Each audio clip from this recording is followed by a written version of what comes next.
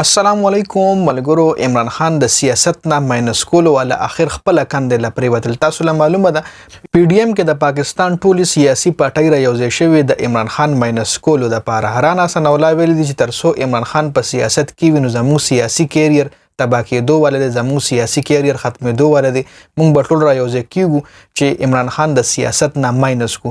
اوس چې دغه کمې پارټیان را یوځای شوي د خپلو کې نه اتفاقي راغلي په پی ډی ایم کې د حوالې سره څه اپډیټس تاسو سره شریکوم. ویډیو خپل هم مکمل وګورئ او مخکې ملګرو سره ضرور شریک کړئ. ټول نه پیله خو په پنجاب کې مسلم لیگ نون پارټۍ نه مفتا اسماعیل هم فارغ شو. د سین صدر محمد شاه هم چې کوم دی هغه هم د پارټۍ نه فارغ. نوټیفیکیشن به ورځ دوه کې جاری شي.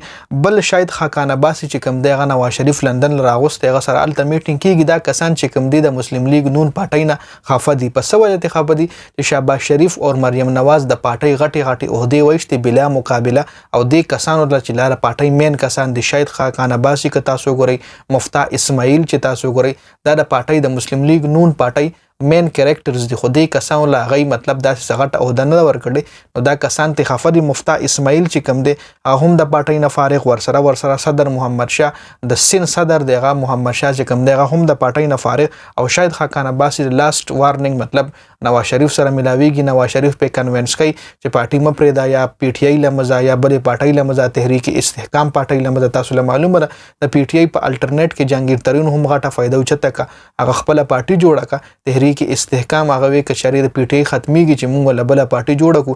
څنګه چې فواد چودري په خپل یو بیان کې ویلو، په خپل پریس کانفرنس کې ویلو چې موږ پاکستان نواز شریف او زرداری نه پریږدو، موږ بخامخه د دې سره الټرنیټ روباسو پی ټی آی چې کلاړه نو موږ بل پارټۍ جوړو. خو موږ پاکستان د دې دوه پارټانو ته نه پریږدو. تاسو له معلومه ده بلاول چې کوم دی مختلف جلسو کې مسلم لیگ نون پس لګیا، مسلم لیگ نون چې کوم دی هغه بلاول پس لګیا. لکه مخکې د پی ټی آی نه مخکې بچ څنګه دا کسان یو بل پس کنځلې ویناګانې په جلسو کې کېدل، نو اوس دای نه اتفاقی راغلی ده او دای اوماغه یو بل پس کنځل ویناګانې یو بل پس بدر دی یو بل باندې مختلف الزامونه لګی. د دې حواله سره شاه محمود قریشی نن په پریس کانفرنس کې ویلي چې پی ډی ایم اتحاد ختم شوی دی، صرف اعلان یې افیشلی پاتې دی، نور د اتحاد چې کم دی کمپلیټلی ختم شوی دی. مطلب پی ډی ایم کې چې دن نسمره هم سیاسي پارټیان وي د غي خپلو کې نه اتفاقی راغلي، جنگ جګړه پکې شروع دي.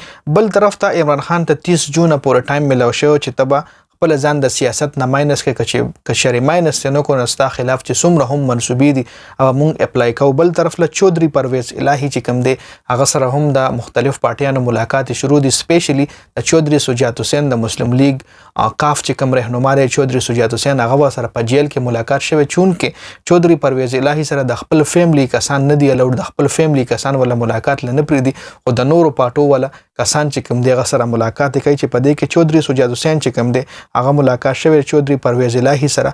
نو کې د شراتلون کې ټایم کې څنګه چې بل ویډیو کې هم تاسو لمه ویلو چې کې د شراتلون کې ټایم کې چودري پرویز الهي چې کوم دی هغه خپل ځړې پارټۍ له واپس لاړ شي. مسلم لیگ کاف چې کومه پارټي ده داغه زړې پټۍ لکه د شو پات چون کې چودري پرویز الهي او چودري سجاد حسین چې کوم دي د خپلو کې ډېر کلوزلی ریلیټیو هم دي، خپلو کې مطلب رشتہ داری هم ده. عمران خان سیاست د ماینس کول د پی ډی ایم د لپاره ډېر ضروري دی. دی به یو ځل بیا په اتفاق کې راځي خو کچره عمران خان باونس بیک شو، عمران خان واپس د سیاست میدان له واپس راغو او را څومره مشکلات د عمران خان د لپاره جوړ دي کچره دا ختم شو.